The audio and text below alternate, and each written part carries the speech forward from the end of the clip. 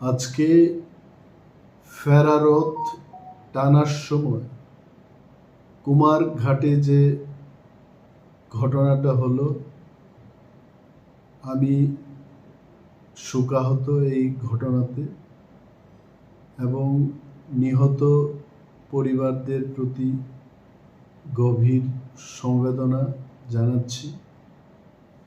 ভাবতে অবাক হয় যে এই রথটা যখন শুরু হয়, ফেরারত বলতে যা বুঝি এই পথ দিয়ে রথযাত্রা গেছে এবং আজকে উল্টো রথ টেনে আবার রথটাকে আনা। আমার একটা প্রশ্ন হলো যে প্রশাসনকে জানানো হলো, এটা নিশ্চয়ই জানিয়েছে এবং প্রশাসনের লোক সেখানে ছিল। যাওয়ার পথেই যদি রথটা যেতে পারে, আজকে ফেরার পথে এই ঘটনা কেন হল? সেখানে প্রশাসনিক আধিকারিকদের জানা উচিত ছিল, জিজ্ঞেস করা উচিত ছিল। পুলিশ বাহিনী যেখানে যারা প্রহরারত ছিলেন, তারা নিশ্চয়ই ঘটনাটা নিজের চোখের সামনে দেখেছে।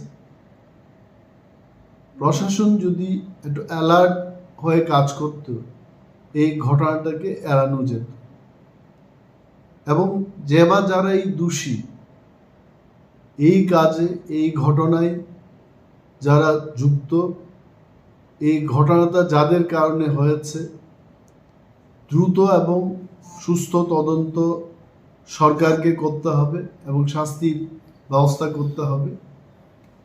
যারা মারা গেছেন তাদের প্রত্যেকটি পরিবারের হাতে এটা বিরোধী দলনেতা হিসেবে আমার দাবি থাকবে, মিনিমাম 20 লাখ রুপিস কম্পেনসেশন দেওয়া হোক এবং যারা গুরুতরভাবে আহত হয়েছেন তাদের মিনিমাম 10 লাখ কম্পেনসেশন দেওয়া হোক।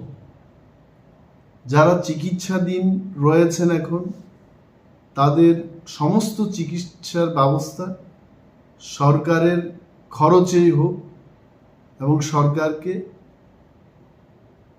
ফ্রি ট্রিটমেন্ট তাদেরকে করাতে হবে, এটা আমার দাবি থাকবে।